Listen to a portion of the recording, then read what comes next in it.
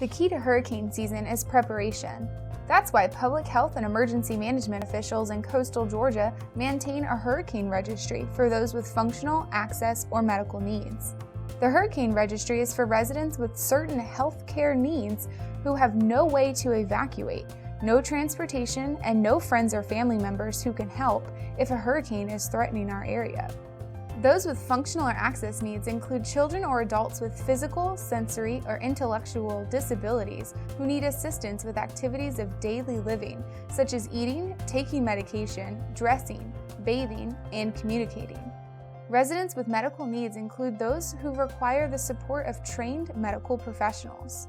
Residents must apply to be on the hurricane registry and can do so by calling toll-free 1-833-CHD-REGISTER. That's 1-833-243-7344.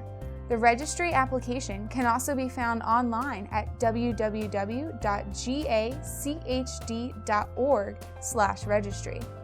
The Hurricane Registry for those with functional, access, or medical needs is a last resort, but if you or someone you know may qualify, don't wait to apply.